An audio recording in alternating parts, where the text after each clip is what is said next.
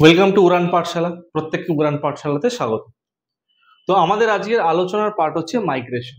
যে আমাদের একটা সেকশন আছে মাইগ্রেশন, আমাদের সিলেবাসে বলা, যেটাকে আমরা পরিব্রাজন বা প্রচলন বলে থাকি, যেখান থেকে প্রচুর কোশ্চেন্স বা র্যাভেনস্টাইনের মডেল থাকে। এবার আমরা এই চ্যাপ্টারটা একটু কোয়েশ্চেন অ্যান্সার বেসিসে ডিসকাশন করব, যে এটাকে আমরা থরলি চ্যাপ্টার ওয়াইজ না পরে কোয়েশ্চেন অ্যান্সার বেসিসে কিভাবে কিভাবে জিনিসগুলো কোন কোন সেকশন থেকে কোশ্চেন আসতে পারে তার উপর আমরা 20-25 ইম্পর্টেন্ট জিনিসকে নিয়ে আসছি, যেটা আমরা এক এক করে দেখব। চলো, ফার্স্টেই বলছে দেখো প্রচলন বা পরিব্রাজন কি, যেটাকে মাইগ্রেশন বলি। দেখো এই মাইগ্রেশন বা পরিব্রাজন কথাটা লকডাউনের আগে, মানে কোভিড পিরিয়ডের আগে খুব একটা সাধারণ মানুষের মুখে অতটা প্রচলিত ছিল না। কিন্তু কোভিড পিরিয়ডের সময় আমরা যখন শুনলাম ভারতের বিভিন্ন রাজ্যে লকডাউন হয়ে গেছে, পরিযায়ী শ্রমিক, পরিযায়ী মানে পরিব্রজনকারীদের বলা হয় পরিযায়ী, বা মাইগ্রেটারিদের বলা হয়, যারা মাইগ্রেটার তাদেরকে বলা হচ্ছে পরিযায়ী। বিভিন্ন পরিযায়ী লোক বা বাইরের দেশে যারা, বাইরের রাজ্যে যারা কাজ করেছে, পরিযায়ী শ্রমিক যারা আসতে পারছিল না, ওই সময় এই ওয়ার্ডটা মাইগ্রেটারি ওয়ার্কার বা পরিযায়ী শ্রমিক, এই ওয়ার্ডটা খুব হাইলাইটেড হয়ে আমাদের দেশে। তো এই টপিকটা কিন্তু সেই সেন্স থেকে আমরা বলবো এক এক থেকে ইম্পর্টেন্ট। তো ফার্স্টে কি বলছে পরিব্রাজন। পরিব্রাজন সিম্পল জিনিসটাকে বুঝি, তারপর থিওরিতে আসবো। পরিব্রাজন হচ্ছে যে আমি একটা কোনো একটা জায়গা থেকে অন্য কোনো একটা জায়গায় স্থায়ী বসবাসের উদ্দেশ্যে, মানে আমি এখান থেকে, ধরো আমি কলকাতা থেকে, ধরো সাপোজ আমি বীরভূমে স্থায়ী বসবাসের উদ্দেশ্যে আমি ওই জায়গায় গেলাম, ওকে। বা ওখানে অস্থায়ী বসবাসের জন্য কিছুদিন গেলাম, স্বল্প দূরত্ব হোক বা বেশি দূরত্ব, বা দেশের বাইরেও হতে পারে, রাজ্যের বাইরেও হতে পারে।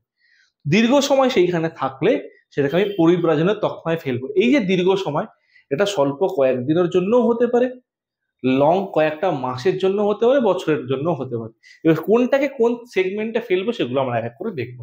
ফার্স্টেই বলছে প্রচলন কি। প্রচলন বলতে আমরা বলছি কি, প্রচলন বলতে আমাদের বোঝাচ্ছে যে পরিব্রাজন বা প্রচলন মানুষের সহজাত প্রবৃত্তি। স্বাভাবিকভাবে মানুষ কাজের জন্য একটা স্থান থেকে অন্য স্থানে যায়। লেখাপড়ার জন্য আমরা দেখি অনেকেই বিভিন্ন জেলা থেকে কলকাতার বিভিন্ন কলেজগুলোতে ভর্তি হওয়ার জন্য, পড়াশোনার জন্য, সরকারি চাকরির প্রস্তুতির জন্য তারা যায়। তার মানে এখানে কি দেখছি, যে স্বল্প দূরত্ব তারা পরিব্রাজন করছে। অতি প্রাচীনকাল থেকে বর্তমান কাল পর্যন্ত মানুষ এবং প্রতিনিয়ত নিজেদের খাদ্য, সুখ, নিরাপত্তা, সাংস্কৃতিক প্রয়োজনে তাদের নিজস্ব স্থান ত্যাগ করে স্থায়ীভাবে নিজের দেশের কোনো স্থানে বা বিদেশে গমন করাকে প্রচলন বলে। যারা আমাদের এখান থেকে, কলকাতা থেকে বা পশ্চিমবঙ্গ থেকে ধরে চলো যে মুম্বাইতে, দিল্লিতে, পুনে, ব্যাঙ্গালোরে, নয়ডাতে আইটি সেক্টরে অনেকে কাজ করতে যায়, বা বিভিন্ন হাতের কাজ করতে যায়, সোনার কাজ করতে যায়, তারা ডেফিনেটলি মাইগ্রেটারি ওয়ার্কার, যেটাকে আমরা পরিযায়ী শ্রমিক বা ব্যক্তি হিসেবে কনসিডার করতে পারি। সেটাই এখানে বলেছে।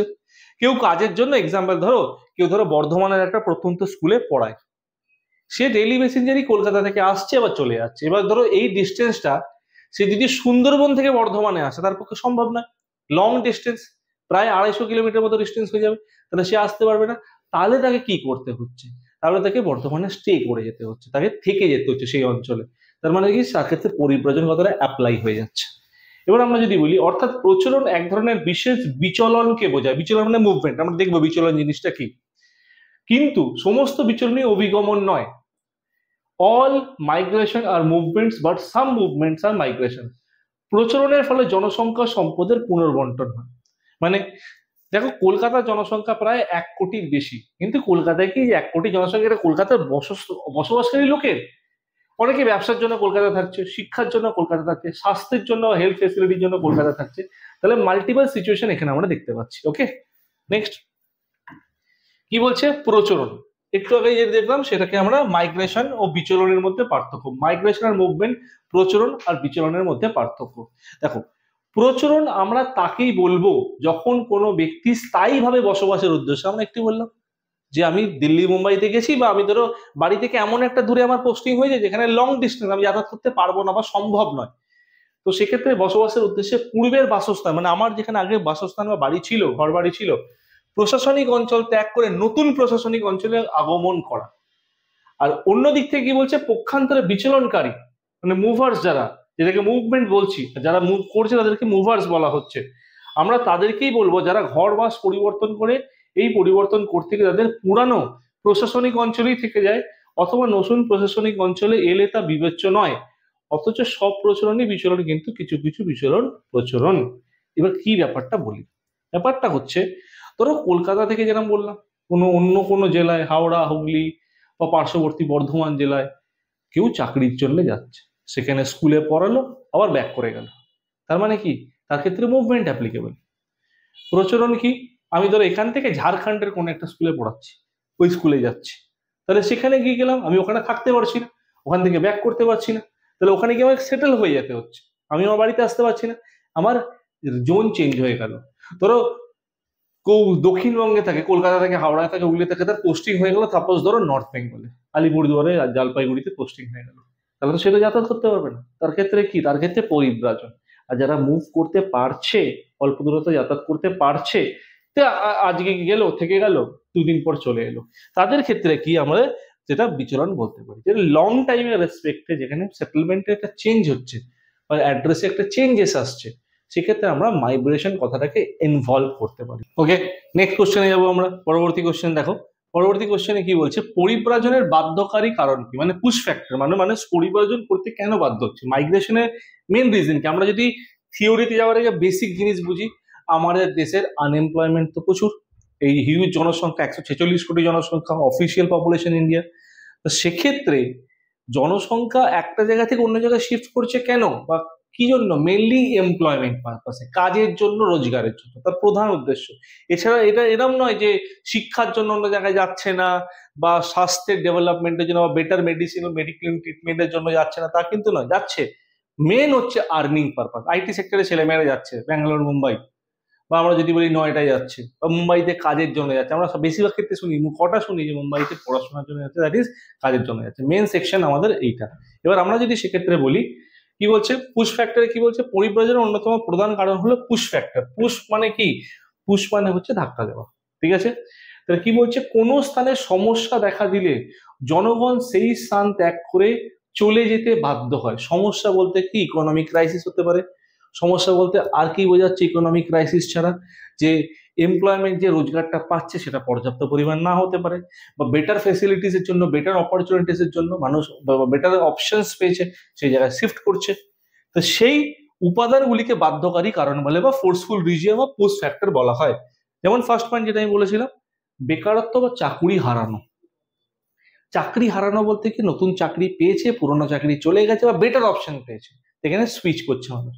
বর্তমানে ব্রিটেনে বসবাসকারী ভারতীয় ডাক্তাররা পুনরায় ভারতে আসছে, তার কারণ কি, যে ব্রিটেনে বেশ কিছু অ্যাক্ট বা আইন পাস হয়েছে, যেখানকার বাইরে থেকে ডাক্তারদের আসা, ডাক্তারদের ওপর অনেক নিষেধাজ্ঞা জারি হচ্ছে, তারা কি করছে, পুনরায় ভারতে ফিরে আসতে বাধ্য হচ্ছে, কেন ভারতে পর্যাপ্ত পরিমাণে ডাক্তার এবং নার্সের কিন্তু অভাব এখন অবধি রয়েছে, তার ভারতের ডাক্তারের কিন্তু রিকোয়ারমেন্ট রয়েছে। ওকে, অর্থনৈতিক দুরবস্থা, মালয়েশিয়ার অধিবাসীদের থাইল্যান্ডে আগমন, তাহলে মালয়েশিয়ার লোকেরা থাইল্যান্ডে যাচ্ছে, কারণ থাইল্যান্ড মোর ইকোনমিক্যাল ক্যাপাবল দ্যান মালয়েশিয়া, তাহলে অর্থনৈতিক দুরবস্থা বা ইকোনমিক ডেভেলপমেন্টের জন্য তার একটা জায়গা থেকে আরেকটা জায়গায় শিফট করছে। নেক্সট যদি বলি আমরা, অনুপযুক্ত কর্ম পরিবেশ, প্রপার কাজের উপযুক্ত জায়গা নয়। কি বলছে, পূর্ব ভারত থেকে, পূর্ব ভারত মানে কলকাতা তার মধ্যে বা পশ্চিমবঙ্গ পড়ে যাচ্ছে, ইঞ্জিনিয়ারদের দক্ষিণ ভারতে গমন, ইঞ্জিনিয়ার সাউথ ইন্ডিয়াতে যাচ্ছে, আইটি সেক্টরও যদি এখানে ইনক্লুড করি ধরতে পারবো, যাচ্ছে। রাজনৈতিক অস্থিরতা, পলিটিক্যাল ইনস্টেবিলিটি, দ্যাট ইজ বাংলাদেশের সংখ্যালঘু হিন্দুদেরও ভারতে আগমন, বিভিন্ন অত্যাচারের কারণে তারা ভারতে চলে আসতে বাধ্য হচ্ছে, রিফিউজি ইস্যুজ এর জন্য অনেক প্রবলেম ক্রিয়েট হচ্ছে। তার মানে এগুলো কিন্তু শুধুমাত্র যে রোজগারের জন্য তা নয়, রোজগার হচ্ছে মেন, যেটা আমরা প্রাইমারি ফ্যাক্টরে দেখলাম, এগুলো কিন্তু সেকেন্ডারি ফ্যাক্টরের মধ্যে রেসপন্সিবল রিজন। ওকে, নেক্সট, বন্যা, সুনামি ইত্যাদি প্রাকৃতিক বিপর্যয়। 2004 খ্রিস্টাব্দে যেমন ভারত মহাসাগরের সুনামি, যেটাকে আমরা সুন্দরবনে আইলা বলেছিলাম, তার ফলে কি হয়, সুনামি উপকূলে প্রায় 12টি দেশের মানুষকে বসতি পরিবর্তনে বাধ্য করেছে। এবার বসতি একটা জায়গা থেকে অন্য জায়গায় যখন যাচ্ছে, এখানে এমপ্লয়মেন্টের জন্য না, সার্ভাইভের জন্য, সার্ভাইভাল ফর দ্য ফিটেস্ট, তো সার্ভাইভ করার জন্য এক জায়গায় যখন অন্য জায়গায় যাচ্ছে, তাহলে কি হচ্ছে, সেই জায়গায় যেখানে যাচ্ছে সেখানে জনসংখ্যা পরিমাণে ক্রমশ সংখ্যায় বাড়ছে। সমাজ থেকে বহিষ্কার, যেমন সমাজ থেকে বহিষ্কার বলতে নিচু তলার জাতি, প্রাচীনকালে ছিল, বর্তমানে এই কনসেপ্টটা অতটা নয়, যে নিচু তলার জাতি, নিচু তলার মানুষ, বঞ্চিত মানুষদের সমাজ থেকে দূরে করে রাখা। আগেকার দিনে প্রাচীনকালে দেখতাম কি, গ্রামের প্রত্যন্ত মানুষ, নিচু তলার জাতি, দলিত জাতি, এসসি এসটি, এদেরকে দূরে রাখা হতো, প্রাচীনকালের কথা। বর্তমানে এইসব জিনিস অতটা অনেক কমে গেছে আমাদের দেশে। কারারুদ্ধ হবার সম্ভাবনা পরিব্রাজনের বাধ্যকারী কারণ, মানে কোনো ক্রাইম করেছে, তাকে জেলে নিয়ে যাওয়া হতে পারে, সে ক্রাইম করে পালিয়ে বেড়ায় যাতে পুলিশ তাকে ধরতে না পারে। এটা একটা রিজন, এটা ম্যাসিভ রিজন নয়, ঠিক আছে, ইম্পর্টেন্ট রিজন নয় বলেই তো আমরা লাস্টে রেখেছি। প্রথম দিকে প্রাইমারি রিজন আমরা বলেইছি, দ্যাট ইজ আনএমপ্লয়মেন্ট। ওকে, ভারতে আছে 20 কোটি পরিবার, যার মধ্যে 6.5 কোটি শহরে ও 13.5 কোটি লোক বসবাস করে গ্রামাঞ্চলে। এবং পরিবার বলতে জনসংখ্যা নয়, কিন্তু সেই পরিবারগুলোতে ভারতের ধরো বর্তমানে মোট যদি আমরা বলি যে প্রায় 146 কোটি জনসংখ্যা 20 কোটি পরিবারের মধ্যে রয়েছে, তাহলে অন অ্যান অ্যাভারেজ পরিবারের সংখ্যা দেখা যাচ্ছে 6 থেকে 7 জন। এটা কিন্তু আমরা যদি বলি 2011 সেন্সাসের ডেটা, যখন ভারতের জনসংখ্যা ছিল 121 কোটি, মানে প্রতি পরিবার পিছু যে 6 জন করে ধরা হচ্ছে প্রতি পরিবার পিছু, ঠিক আছে। তো সেই জিনিসটা কিন্তু বর্তমানে সংখ্যা যদি বিচার করা যায়, পরিবারের সংখ্যাও বৃদ্ধি পাবে। কেন রিসেন্ট তো সেন্সাস আমাদের দেয়নি, 2011 যে সেন্সাস, যেটা ভারতের 15তম সেন্সাস, তারপর থেকে তো কোনো সেন্সাস বা জনগণনা তো আমাদের হাতে আসেনি। ওকে, নেক্সট, পরিব্রাজনের আকর্ষণীয় কারণ, মেন পুল ফ্যাক্টর কি কি, যে আমি একটা জায়গা থেকে অন্য জায়গায় যাচ্ছি, বা ধরে নাও ধরো বিহার থেকে মুম্বাইতে আসছে, তাহলে মুম্বাইতে যে পুল করে টানছে, অ্যাট্রাক্ট করছে মুম্বাই বিহারের লোকেদের, পশ্চিমবঙ্গের লোকেদের, কেন অ্যাট্রাক্ট করছে, তার রিজনটা কি? মানুষ যখন পূর্বের থেকে কিছু আকর্ষণযুক্ত স্থানের প্রতিপ্রলুব্ধ হয়, মানে কি, আমি যেখানে যাচ্ছি এইখান থেকে বেটার অপশন পাচ্ছি সমস্ত দিক থেকে, সেটা ইকোনমিক্যাল দিক থেকে হতে পারে, পলিটিক্যাল দিক থেকে হতে পারে, সোশ্যাল দিক থেকে হতে পারে, লিভিং স্ট্যান্ডার্ডের দিক থেকে হতে পারে, সেটা আমি বেটার পাচ্ছি। তা বাস্তব বা কাল্পনিক হতে পারে। বসতি স্থাপন করে সেই উপাদানগুলিকে আকর্ষণীয় উপযুক্ত কারণ বলে, বা আকর্ষণযুক্ত কারণ বলে। কি কারণ? নতুন অর্থনৈতিক কার্যাবলী, এটাই কিন্তু মেন ফ্যাক্টর। নতুন অর্থনৈতিক কার্যাবলী, যেমন দুর্গাপুর বর্তমানে শিক্ষা, স্বাস্থ্য ও শিল্পের এক লোভনীয় প্রতিষ্ঠান, এবং ইঞ্জিনিয়ারিং পড়ার জন্য দেখছি ছেলেমেয়েরা দুর্গাপুর, আসানসোলের দিকে শিফট করছে পশ্চিমবঙ্গের মধ্যে। উন্নত সামাজিক সুযোগ সুবিধা, কানাডার মানুষের রাজধানীরা মন্ট্রিলে আগমন, মানে যে কোনো দেশের লোকেরা বা যে কোনো জেলার লোকেরা সাধারণত কোথায় যায়, তার সদর দপ্তরে। পশ্চিমবঙ্গের মধ্যে সব থেকে বেশি কনসেন্ট্রেশন, ভিড় জমায়েত কোথায়? কলকাতায়। কেন? সবসময় ক্যাপিটাল সিটি সবসময় ডেভেলপড হবে, অলওয়েজ ডেভেলপড হতে লোকের কনসেন্ট্রেশনটা ওই দিকে যায়, ফোকাসটা ওই দিকে যায়। সেখানে সমস্ত দিকে, এডুকেশন বলো, হেলথ বলো, লাইফস্টাইল বলো, অপশনস বলো, বা এমপ্লয়মেন্ট জেনারেশন বলো, সব দিক থেকে সেদিকে সুযোগ সুবিধা রয়েছে। তারপর কি বলছে? উন্নত সামাজিক সুযোগ সুবিধা, যেটা আমাদের হলো 3 নম্বরে বিশেষকৃত শিক্ষা। বিশেষায়নের যুগে বা বিশ্বায়নের যুগে, গ্লোবালাইজেশনের পিরিয়ডে, এটা হচ্ছে বিশ্বায়ন হবে, হ্যাঁ, গ্লোবালাইজেশন। উন্নয়নশীল দেশের ছাত্র ও গবেষকদের উন্নত দেশে গমন, যেমন আমরা জানি ইউএসএ তে অনেকে পড়াশোনা করতে যায়, আমেরিকায় পড়াশোনা, ইউরোপে দেশগুলোতে, জার্মানিতে স্কলারশিপ নিয়ে অনেকে পড়াশোনা করতে যায়, রাশিয়াতে অনেক ডাক্তারি পড়তে, ইউক্রেনে অনেকে ডাক্তারি পড়তে যায়। তাহলে এরা যাচ্ছে কেন? তার কারণ হচ্ছে ওইখানে, ওই সেকশনে যে কাজের জন্য যাচ্ছি তার ইনফ্রাস্ট্রাকচার আমাদের থেকে বেশি, অপশনস বেশি, স্কোপ বেশি, ফেসিলিটিস বেশি। তার মানুষ তো ফেসিলিটি বেটার পেলেই তো শিফট করবে, সেই জিনিসটা এখানে বলেছে। তাহলে এগুলো পুল বা ম্যাগনেটিক অ্যাট্রাক্টরের মতো কাজ করছে। পরিব্রাজনের আকর্ষণকারী কারণ কি বা পুল ফ্যাক্টরস কি কি? কি বলছে? মনোরম জলবায়ু। মনোরম জলবায়ু মানে কি? That is pleasant climate. Climate বলতে যেখানে পর্যাপ্ত ক্লাইমেট, মানুষ অতিরিক্ত ঠান্ডাতেও থাকতে পছন্দ করে না, অত্যধিক গরমেও থাকতে পছন্দ করে না, যেখানে কমফোর্টেবল ক্লাইমেট। উপযোগী অবস্থান, থাকার জন্য একটা পর্যাপ্ত জায়গা বা উপযুক্ত জায়গা, এগুলো কিন্তু সেকেন্ডারি রিজন, অতটা গুরুত্বপূর্ণ নয়। নিরাপত্তা সুবিধা জন্য মানুষ অন্যত্র ছুটে যায়। আমি কি এখন প্যালেস্তাইন বা গাজাতে গিয়ে থাকবো, নাকি আমি এখন ইরানে গিয়ে থাকবো? কেন? ওখানে পলিটিক্যাল ইনস্টেবিলিটি, যুদ্ধের পরিস্থিতি তৈরি হচ্ছে। তার মানে আমরা কোথায় প্রেফার করবো? যেখানে একটা স্টেবিলিটি রয়েছে। যেখানে স্টেবিলিটি বলতে কি? রাজনৈতিক স্থিরতা রয়েছে, সামাজিক স্থিরতা রয়েছে, যেখানে অতিরিক্ত গন্ডগোল ঝামেলা নেই। তাহলে আমরা কি করবো? সেসব জায়গা যাওয়ার চেষ্টা করব না। যেখানে স্টেবিলিটি থাকবে সেখানে আমরা যাওয়ার চেষ্টা করবো। ঠিক আছে, নেক্সট, পরবর্তী সেকশন, পরিব্রাজনের বৈচিত্র্য। বৈচিত্র্য বলতে কি? ভ্যারিয়েশনস। পক্ষীকুলের পরিব্রাজন, আমরা যদি সিম্পল ভাষায় বলি, সিম্পল ভাবে বুঝলাম, যে আমরা দেখি যখন শীতকাল বলতে রাশিয়াতে যখন প্রচন্ড, সাইবেরিয়া অঞ্চলে যখন প্রচন্ড ঠান্ডা, তো পৃথিবীর শীতলতম স্থান ওখানেই রয়েছে, রাশিয়ার ওইমিয়াকন, ভারখাইনক্স যেটাকে আমরা বলি। তো ওখানে -50, -55 ডিগ্রি সেলসিয়াস চলে যায়। তো ওখানে কি হচ্ছে? যারা পাখি রয়েছে, সেই পাখিগুলো ওই টেম্পারেচারে সার্ভাইভ করতে পারে না। তো তারা কি করছে? ওইখান থেকে, যেখানে টেম্পারেচার তুলনামূলক কম, আমাদের এইদিকে শীতকালের দিকে, যে কলকাতার যেমন আমরা দেখি যে বিভিন্ন খাল, বিল, ঝিলের আশেপাশে সেখানে পাখির শীতকালীন পাখির সমাবেশ হয়, যেগুলোকে বলা হয় মাইগ্রেটারি বার্ডস। ওকে, পরিযায়ী পাখি। তো এই কারণে মানুষ যেমন শিফট করছে, পাখিদেরও শিফট হচ্ছে। তাহলে কি বলছে দেখো, পক্ষীগুলোর পরিব্রজন অত্যন্ত বৈচিত্র্যময়। মেরু অঞ্চলে, মেরু বলতে নর্থ পোল সাউথ পোলকে বলতে পারি, এখানে আমি নর্থ পোল বলতে সাইবেরিয়ার রিজিয়নের আশেপাশের অঞ্চলকে বোঝাচ্ছি। সামুদ্রিক পাখি টার্ন প্রতি বছর উত্তর মেরু থেকে, মানে ওই নর্থ পোল থেকে দক্ষিণ মেরু পর্যন্ত প্রায় 35,000 কিলোমিটার পথ অতিক্রম করে ইউরোপের কোনো কোনো পাখি শীতকালে দক্ষিণ আফ্রিকা পর্যন্ত চলে যায়। ভারত ছেড়ে তো দক্ষিণ আফ্রিকা পর্যন্ত চলে যাচ্ছে। ভরতপুরের বিস্তৃত মার্শাল ল্যান্ডে বা অন্যান্য বহু সরোবর, স্পুনবিল সরোবর বলতে আমি যদি বলি কলকাতা যদি রবীন্দ্র সরোবর, যেটা ঢাকুরিয়া লেক নামে পরিচিত। তারপর হাওড়া সাইডে রয়েছে সাঁতরাগাছি ঝিল, বিস্তীর্ণ অঞ্চল। তবে যেখানে সরোবর বা স্পুনবিল ছোট ছোট খাল বিল রয়েছে, বা যেখানে কুট যেমন যেমন সরোবর বা স্পুনবিল সেখানেও গিয়ে থাকছে। এছাড়া যে পাখিগুলো দেখতে পাওয়া যাচ্ছে যেমন হচ্ছে স্পুনবিল, কুট, কমন ড্রেন, এগুলো পাখিগুলো শীত প্রবাসে আসে। মানে শীত প্রবাসে মানে কি, শীতকাল যখন ওখানে ভয়ঙ্কর, এইখানে শীতটা তাদের কাছে কমফোর্টেবল, তারা সুইচ করছে বা শিফট করছে।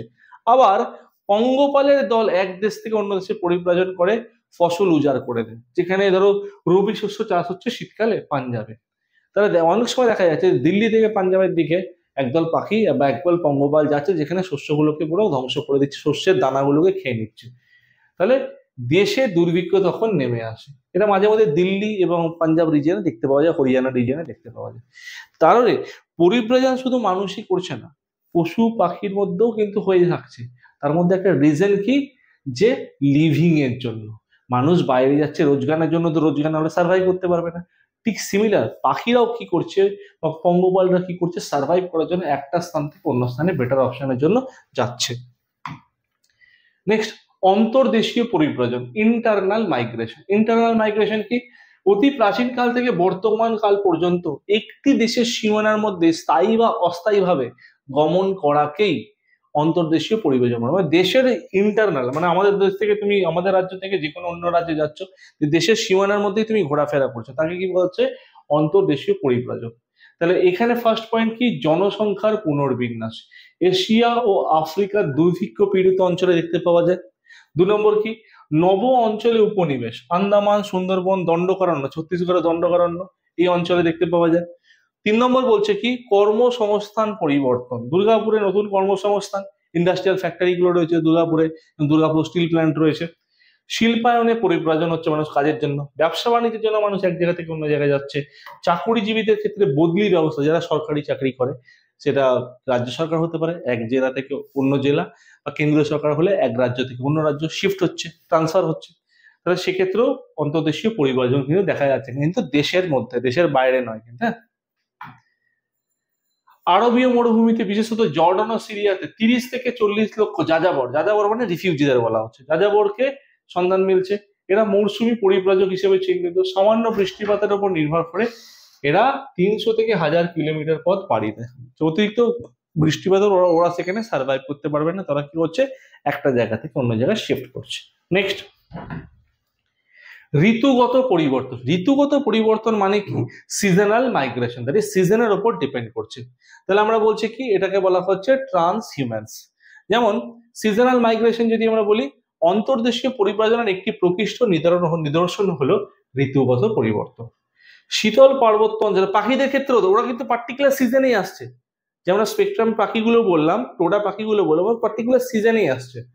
তো শীতল পার্বত্য অঞ্চলের পশুপালক যাযাবরদের গ্রীষ্মের শুরুতে প্রাণীদের তৃণক্ষেত্রে নিয়ে যাওয়া, শীতকালে পর্বতের পাদদেশে পশু নেমে আসে। যেমন আমরা দেখি না, যে পার্টিকুলার যে কাশ্মীরের প্রত্যন্ত পার্বত্য অঞ্চলে অতিরিক্ত ঠান্ডা পড়ার জন্য ওরা পাহাড়ের উপরের ঢাল থেকে নিচের ঢালে চলে আসে অতিরিক্ত ঠান্ডার জন্য, যাতে ভেড়া বা মেষপালক যেগুলো রয়েছে বা ভেড়া যাদেরকে ওখানে চড়ানো হচ্ছে, তারা যাতে সার্ভাইভ করতে পারে। এবারে একে ঋতুপর্য পরিবর্তন বলছি, উদাহরণ ব্যাখ্যা সহ বলতে পারি, পশ্চিম হিমালয় গুর্জর, কাদ্দি, নীলাং, মার্চিয়া, জোহরি উপজাতির ট্রাইবালরা, ঠিক আছে। পূর্ব আফ্রিকা, পশ্চিম হিমালয় বলতে আমি টুয়ার্ডস কাশ্মীরের দিকে কথা বলছি।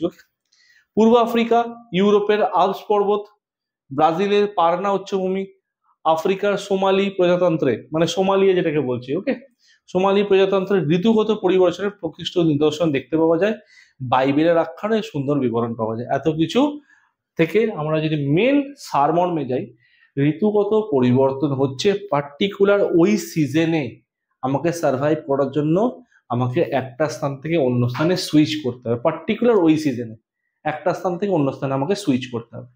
তাহলে ওই সিজনে কেন সুইচ করছি?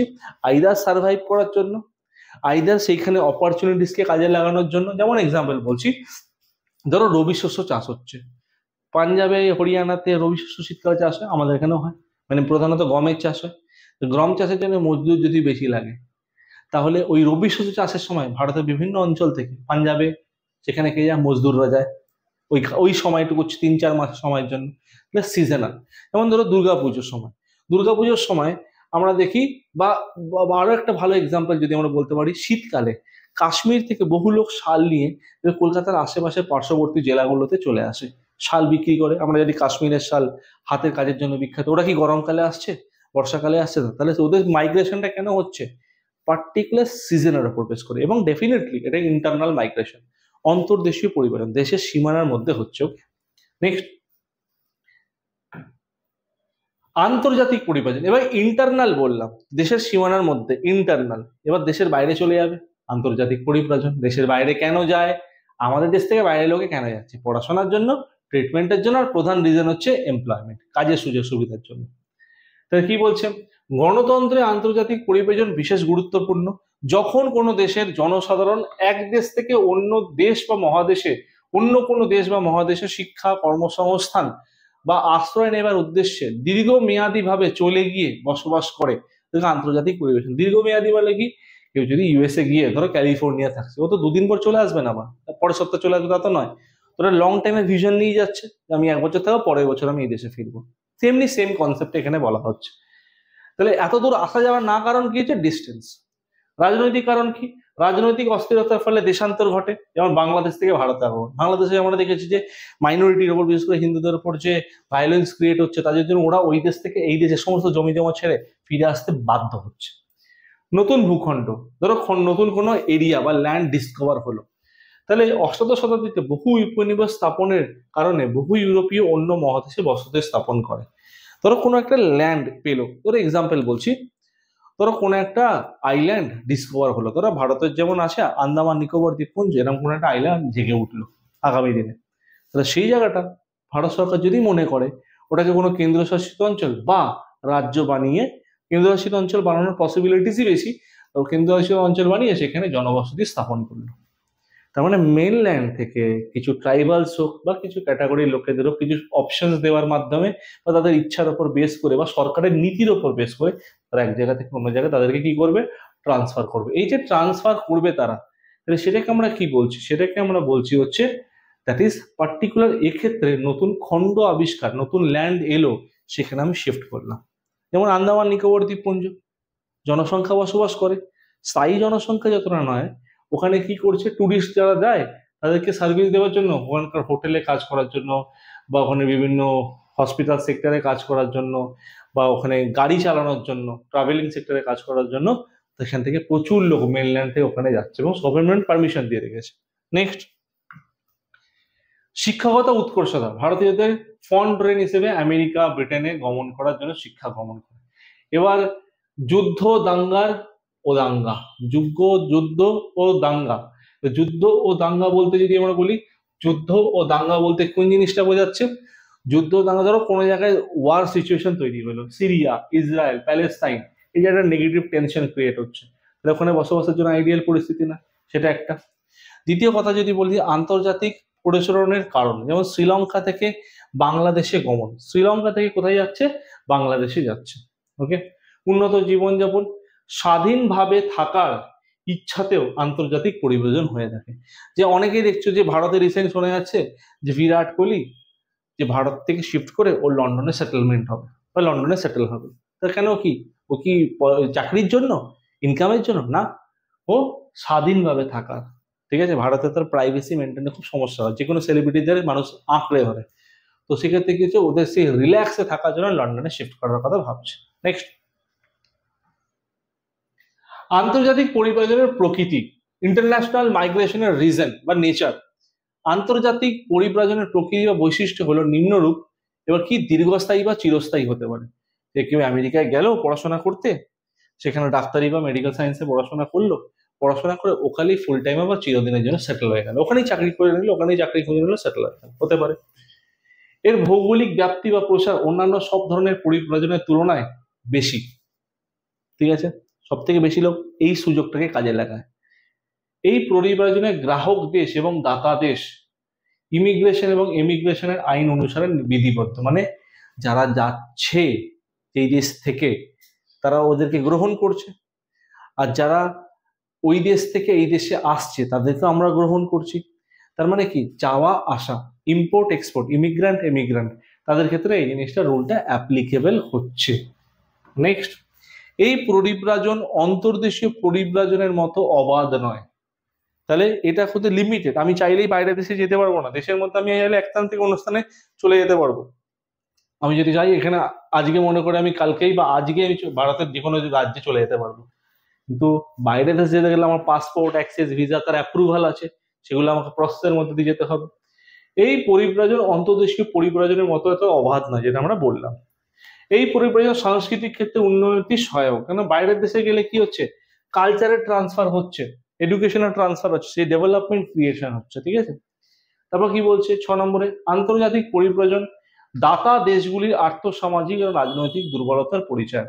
মানে আমাদের দেশ থেকে যদি আমেরিকায় চলে যায়, তাহলে আমেরিকার কাছে বা সারা পৃথিবীর কাছে এই মেসেজটা যাচ্ছে, ভারত ওই লোকেদের পর্যাপ্ত পরিমাণে কর্মসংস্থান দিতে পারছে না, বা যেই টাকাটা দিচ্ছে সেটা তাদের ক্ষেত্রে পর্যাপ্ত নয়।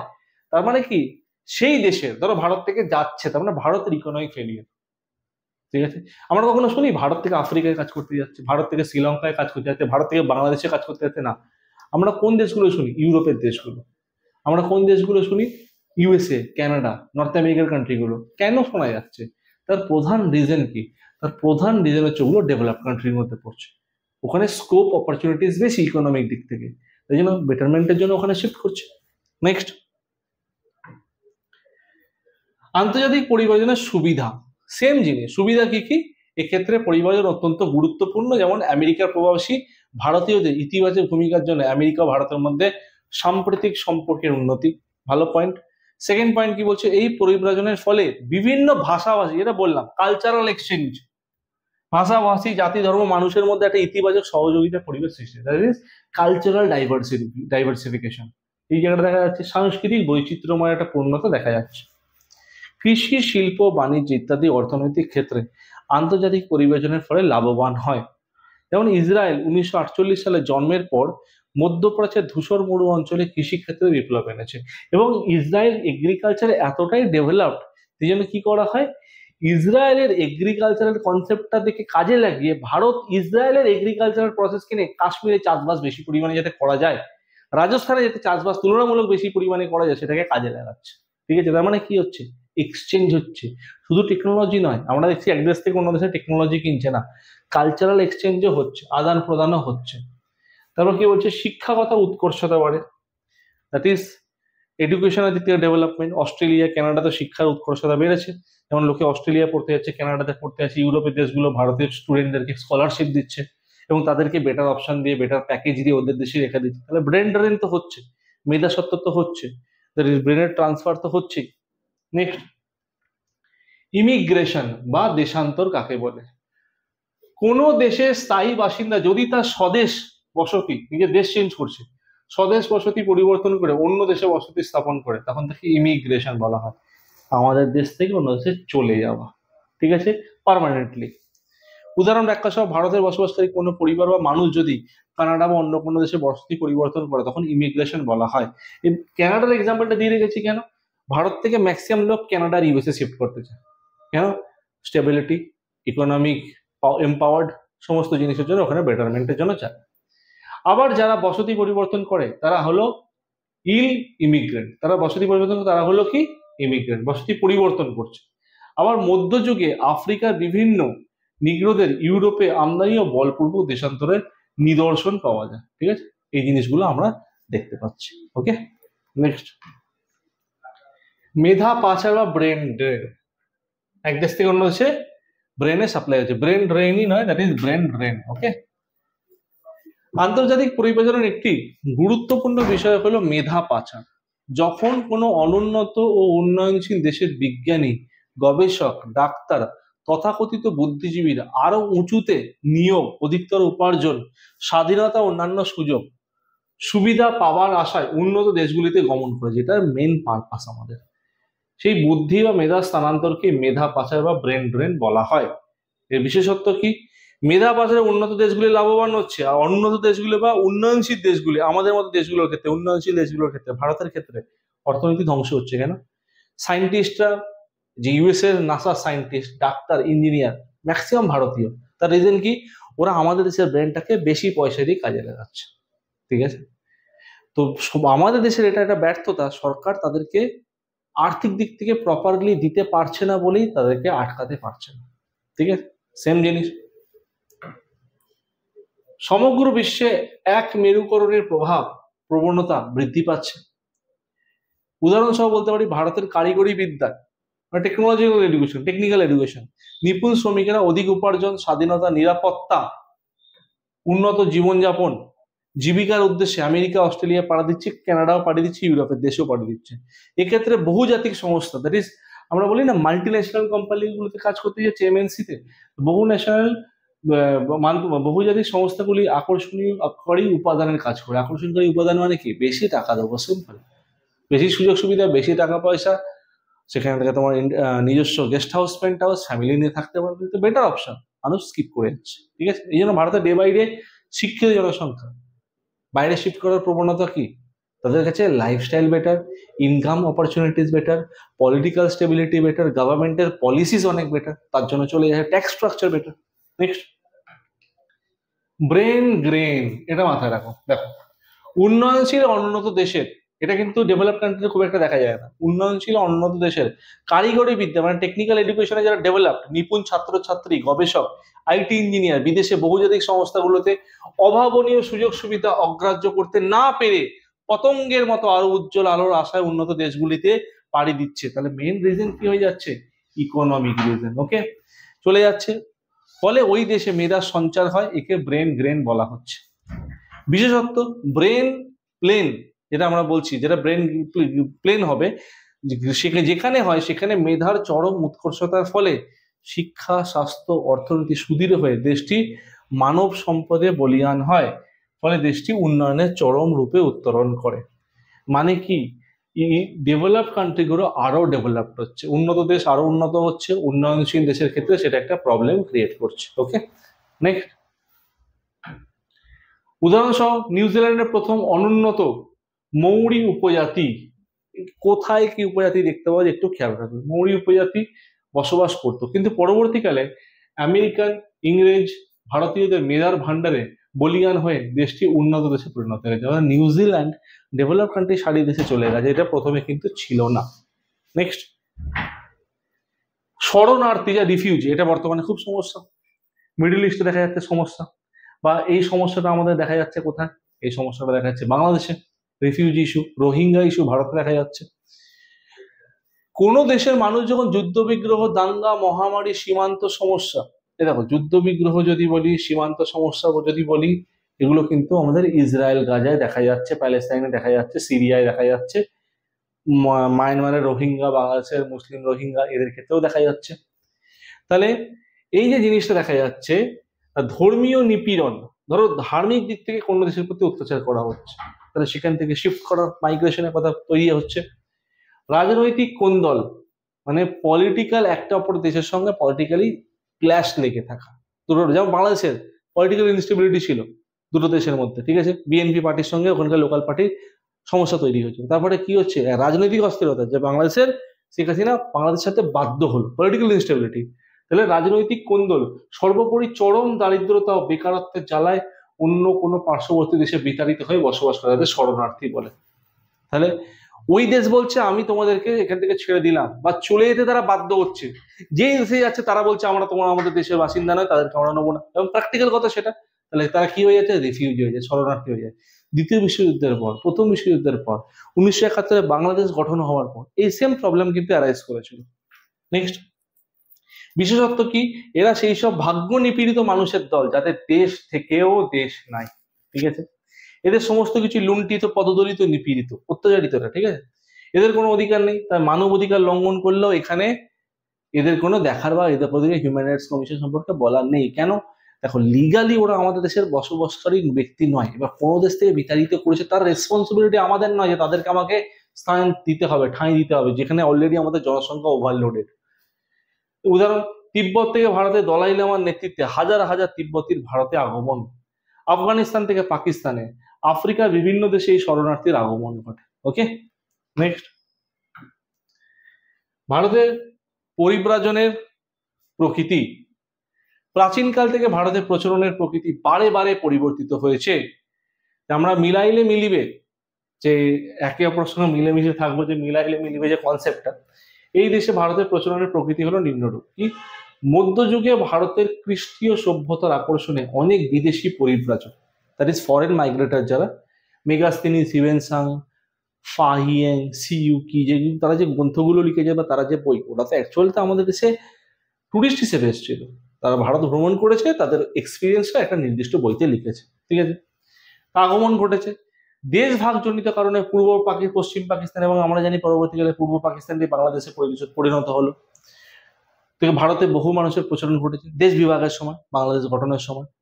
সাংস্কৃতিক কারণে ইসকন, রামকৃষ্ণ মিশন, বিশ্বভারতী প্রভৃতি স্থানাদেশে বিভিন্ন মানুষের আগমন ঘটেছে। মানুষ এইসব সংস্থার শিষ্য হয়েছে, সেবা করছে, ওখানে গিয়ে পার্মানেন্ট সেটেল হয়ে যাচ্ছে। তার মানে এখান থেকেও শিফট হয়েছে, আর এদের সারা পৃথিবীতে ব্রাঞ্চেস আছে। নেক্সট, তেমনি বিশ্বায়নের জোয়ারের কারিগরি শ্রমিক হিসেবে ভারত থেকে মেধা পাচার রূপে তথাকথিত উন্নয়ন দেশে দেশান্তর গমন ঘটেছে। আবার পরিব্রাজনের গঠন হিসেবে পূর্ব ভারতের তুলনায় পশ্চিম ভারতে অধিক, পূর্ব ভারত থেকে পশ্চিম ভারতে অধিক এবং উত্তর ভারতের অপেক্ষা দক্ষিণ ভারতে অধিক পরিব্রাজন ঘটেছে। মানে কি? পূর্ব ভারতে যত, মানে পূর্ব ইস্টার্ন ইন্ডিয়াতে যত লোক এসছে পূর্ব দিকে, ওয়েস্টার্ন ইন্ডিয়াতে, গুজরাট, মহারাষ্ট্র ডেভেলপমেন্টের জন্য ওদিকে বেশি লোক গেছে। যত লোক নর্থ ইন্ডিয়াতে কাজের জন্য গেছে তার থেকে বেশি সাউথ ইন্ডিয়াতে গেছে। এখানে সাউথ ইন্ডিয়ার ইকোনমি নর্থ ইন্ডিয়ার তুলনায় কম্পারেটিভলি ডেভেলপড, তার জন্য গেছে। তাহলে সিম্পল বুঝতে পারছি, যেখানে ডেভেলপমেন্ট বেশি, মানুষ সেখানে যাবে, বেটার অপরচুনিটি, সেটা ইনকাম হতে পারে, অন্যান্য সেকশনে হতে পারে, তার জন্য যাবে। নেক্সট, অবৈধ পরিব্রাজন, illegal, that is migration. Illegal, আমার কাছে বৈধ পরিচয়পত্র নেই, ইললিগালি চলে গেছি, ঠিক আছে। যেমন যখন কোনো এক দেশ থেকে কোনো নাগরিক ভিসা বা পাসপোর্ট বা বৈধ পরিচয়পত্র ছাড়াই, ভ্যালিড পাসপোর্ট ছাড়াই বা ভ্যালিড আইডেন্টিফাইড সার্টিফিকেট বাদে বা ভ্যালিড কোনো আইডেন্টিটি প্রুফ ছাড়া দেশের সীমান্তে নিরাপত্তা ব্যবস্থায় ফাঁকি দিয়ে চোরা পথে, মানে ইলিগাল হয়ে গেল, চোরা পথে অন্য দেশে প্রবেশ করে স্থায়ী বা অস্থায়ীভাবে বসবাস করে, সেই অবৈধভাবে অনুপ্রবেশকে অবৈধ পরিব্রাজন বলে বা অবৈধ অনুপ্রবেশকারীও বলে থাকে। ইনফিল্ট্রেটর, ইললিগাল ইনফিল্ট্রেটর। উদাহরণসহ বলতে পারি, বাংলাদেশ থেকে বিতাড়িত হিন্দু নাগরিকগণ বাধ্য হয়ে পশ্চিমবঙ্গের সীমান্তে ঢুকে পড়ছে। যুক্তরাষ্ট্রে অবৈধ পরিব্রাজনের প্রকৃষ্ট নির্ধারণ দেখা যায়। যুক্তরাষ্ট্র মানে ইউএস এর কথা বলছে, যেখানে অবৈধ ইমিগ্রেশন দেখতে পাওয়া যাচ্ছে। মেক্সিকো থেকে কিছু আসছে, আশেপাশের অঞ্চল হাওয়াই আইল্যান্ড থেকে কিছু আসছে, কানাডা থেকে কিছু শিফট করেছে। বর্ডার রিজিয়নের লোকেরা সব থেকে টেনশনের মোমেন্টে ক্রিয়েট থাকে, সব থেকে টাফ সিচুয়েশনের মধ্যে ওরা বিলং করে। নেক্সট, পরিব্রাজনের র্যাভেনস্টাইনের তত্ত্ব দেখো। র্যাভেনস্টাইন যে তত্ত্ব দিয়েছে পরিব্রাজন সম্পর্কে, কত সালে দিয়েছে? 1885। 1885 সালে র্যাভেনস্টাইন তার মাইগ্রেটরি মডেল বা দ্য ল অফ মাইগ্রেশন, বইয়ের নাম হচ্ছে the law of migration, the law of migration, the law of migration. এখানে কি বলেছে? অধিকাংশ প্রচলন স্বল্প দূরত্বে হয়, গ্রাম থেকে শহরে বা গ্রাম থেকে গ্রামে। গ্রাম থেকে গ্রাম মানে কি? অনুন্নত গ্রাম থেকে তুলনামূলক উন্নত গ্রামে। গ্রাম থেকে শহরেই বেশিরভাগ লোকে যায়। আমরা সকালবেলা ট্রেন দেখলেই বুঝতে পারবো যে ট্রেনটা কোন দিকে বেশি লোক যাচ্ছে, কলকাতামুখী হলে বেশি লোক যাচ্ছে, ঠিক আছে। প্রচলন সর্বদা স্তরে স্তরে হয়, সমাজের সমস্ত স্তরে স্তরে দেখতে পাওয়া যায়। লেখাপড়ার ক্ষেত্রে হতে পারে, শিক্ষার ক্ষেত্রে হতে পারে, সমস্ত ক্ষেত্রে, আর্থিক দিক থেকে হতে পারে। প্রত্যেক প্রচলনের ঢেউ এর বিপরীতগামী ঢেউও আছে। যদি এক জায়গা থেকে অন্য জায়গায় যাচ্ছে, তাহলে ওখানেও তো কিছু নেগেটিভ ইম্প্যাক্ট পড়বে, পজিটিভ ইম্প্যাক্টে পড়বে, ঠিক আছে। শহরের তুলনায় গ্রামের মানুষরা বেশি প্রচলনশীল। কেন? শহরাঞ্চলের ডেভেলপমেন্ট তুলনামূলক গ্রামের তুলনায় বেশি বলে। 5 নম্বরে কি বলছে, স্বল্প দূরত্বে প্রচলনে মহিলার সংখ্যা অধিক। এইটা মাথায় রাখবে, রাভেনশাইনের এইটা কোশ্চেন আছে পরীক্ষায় 5 নম্বরে। রাভেনশাইনে মোটামুটি বলেছে যে দূরত্বের ক্ষেত্রে বা পরিবারের ক্ষেত্রে লিঙ্গ বৈষম্য কোনো বড় ব্যারিয়ার নয়, কিন্তু স্বল্প দূরত্বের ক্ষেত্রে, শর্ট ডিস্টেন্স ক্ষেত্রে মহিলাদের ক্ষেত্রে সুবিধা হয়। বিশেষ করে মহিলাদের বিবাহের পর, ভারতীয় সংস্কৃতিতে দেখা যায় বিবাহের পর তারা লং ডিস্টেন্স কভার করতে ইচ্ছুক হয় না, স্বল্প দূরত্বে পছন্দ করে। সেখানে কালচারাল বেশি চেঞ্জ হচ্ছে না, বা কনসেপ্ট বেশি চেঞ্জ হচ্ছে না, বা ল্যাঙ্গুয়েজ বড় ব্যারিয়ারের মতো কাজ করছে না, তাহলে এই জিনিসগুলো আমরা দেখতে পাচ্ছি। তারপর যদি আমরা বলতে পারি, প্রযুক্তিবিদ্যা উন্নতির সাথে সাথে প্রচলন বৃদ্ধি হয়, টেকনোলজিক্যাল ডেভেলপমেন্ট। আজ ব্যাঙ্গালোরকে দেখো, হায়দ্রাবাদকে দেখো, পুনেকে দেখো, নয়ডাকে দেখো, টেকনোলজিক্যাল ডেভেলপমেন্টের উপর দাঁড়িয়ে আছে। আমরা যদি বলি সল্টলেক, রাজারহাট, নিউ টাউন, এগুলো টেকনোলজিক্যাল ডেভেলপমেন্টের উপরই দাঁড়িয়ে আছে। প্রচলন প্রধানত অর্থনৈতিক কারণেই হয়ে থাকে, এইটা হচ্ছে মেন রিজন। রাভেনস্টাইন এই কথাটা বলে যায়, প্রথম থেকে এই জিনিসটাকেই বুঝিয়ে আসছি যে মাইগ্রেশন বাকি যা কিছু বলছে সব বেকার। তো মেন কি রিজন হচ্ছে, দ্যাট ইজ ইকোনমিক্যাল রিজন, অর্থনৈতিক কারণ হচ্ছে প্রধান। নেক্সট, পরিব্রাজনের গুরুত্ব। পরিব্রাজনের গুরুত্ব বলতে সুবিধা অসুবিধা।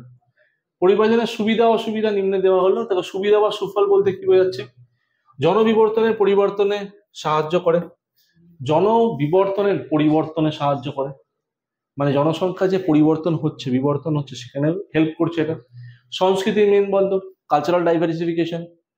কোন দেশ বা অঞ্চলে গড়ে উঠতে সাহায্য করে, যেমন নিউজিল্যান্ডে বললাম একটা ট্রাইবাল ছিল, তাদেরকে সেইভাবে গুরুত্বই ছিল। আজ নিউজিল্যান্ড কোথায় ইকোনমিক্যাল দিক থেকে। কুসংস্কারী দূরীকরণে সাহায্য করে। কালচারাল ডাইভার্সিফিকেশন বলতে আমি সে দেশে কালচারকে যদি অ্যাডাপ্ট করি, তাদের মাইন্ডসেট, থট প্রসেসটাকে আমি বুঝতে পারছি।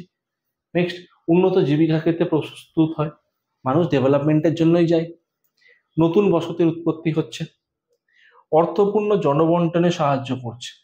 নগরায়নের পথ সুস্পষ্ট হচ্ছে। মানুষ সাধারণত পশ্চিমবঙ্গ থেকে যদি কেউ বাইরে কাজ করতে যায়, সে দেখবে কোনো না কোনো শহরাঞ্চলে কাজ করতে যাচ্ছে, কেন সেখানে ইকোনমিক পারচেসিং পাওয়ারটা বেশি হয়ে থাকে, ক্রয় ক্ষমতা বেশি হয়ে যায়, পেমেন্ট বেশি হয়ে থাকে। কিন্তু আমরা যদি উল্টো দিক থেকে বলি, সেটা কিন্তু স্পষ্টভাবে দেখা যায় না। নেক্সট, সামাজিক সংযোগ বৃদ্ধি, সোশ্যাল কানেকশন ডেভেলপমেন্ট হচ্ছে। সর্বোপরি হিউম্যান রিসোর্স, মানব সম্পদের উন্নয়ন হচ্ছে। অসুবিধা বলতে কি, ফার্স্ট অসুবিধা রিফিউজি ইস্যু, উদ্বাস্তু সমস্যা বেড়ে যাচ্ছে ভারতে। যেমন ভারতে যে উদ্বাস্তু সমস্যা প্রধান রিজন হচ্ছে মায়ানমার আর বাংলাদেশ, ফার্স্ট রিজন। সেখানে পলিটিক্যাল রিজন হতে পারে, রিলিজিয়াস রিজন হতে পারে, বা আমরা বলতে পারি বর্ডার ইস্যু হতে পারে। ঠিক আছে, রোহিঙ্গা যেমন একটা ইস্যু, তাহলে এটা উদ্বাস্তু সমস্যা বাড়ছে, রিফিউজি ডে বাই ডে বেড়ে যাচ্ছে। যেমন পাকিস্তান ভাগ হওয়ার সময় 47 সালে ভারত পাকিস্তান ভাগ হওয়ার সময় রিফিউজি ইস্যু ছিল। বাংলাদেশ ক্রিয়েট হওয়ার 1971 রিফিউজি ইস্যু ছিল। এখনো রিফিউজি ইস্যু বর্ডারে ক্রিয়েট হচ্ছে।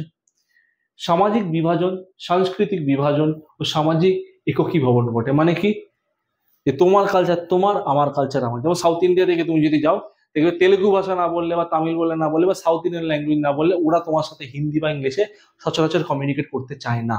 রিসেন্ট এই প্রবলেমটা হাইলাইট হচ্ছে, যে মহারাষ্ট্রে থাকো মারাঠি বলতে হবে, গুজরাটে থাকো গুজরাটি বলতে হবে, সাউথ ইন্ডিয়াতে থাকো south Indian language Telugu, Tamil, Kannada, Malayalam আসতে হবে, নাহলে তুমি বলতে থাকতে হবে। এই ইস্যুটা আবার নেগেটিভ ইস্যু, ঠিক আছে, এটা হাইলাইটেড হচ্ছে, এটা অসুবিধা বা কুফল বা ডিমেরিটস এর মধ্যে পড়ে। সম্পদের ভোগ হার বৃদ্ধি, যে আমরা যে রিসোর্স গুলো পাচ্ছি সেটাকে কনজিউম করার ক্যাপাবিলিটি বা আমাদের মেন্টালিটি আস্তে আস্তে ডেভেলপ করছে। সামাজিক ভারসাম্য বিনষ্ট হচ্ছে। সামাজিক ভারসাম্য বলতে কি, একটা জায়গায় ধরো বাঙালি কমিউনিটি রয়েছে, তেলেগু কমিউনিটি, দুজনের কালচার, চিন্তা ভাবনা, খাওয়া দাওয়া, কথাবার্তা এভরিথিং ডিফারেন্ট।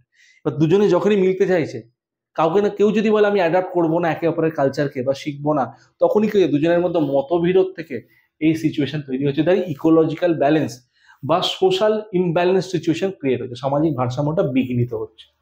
দুর্নীতি, চুরি, ডাকাতি ইত্যাদি বাড়ছে। আমরা জানি মেট্রোপলিটন সিটি বা শহরাঞ্চলগুলোতে চুরি বেশি পরিমাণে হয়ে থাকে গ্রামাঞ্চলের তুলনায়। জনসংখ্যা বেশি, জনসংখ্যা বেশির বললে ভিড় যেখানে, মব যেখানে, বিশেষ করে স্টেশন চত্বরগুলো, সেখানে এই ঘটনাগুলো বেশি ঘটতে দেখা যায়। গ্রামাঞ্চলে ওপেন এরিয়াতে চুরি এই বা জিনিসগুলোতে কম হয়। আর লাস্টে যদি আমরা একটা এক্সট্রা ইনফরমেশন রেখেছি, বোঝার চেষ্টা করবে।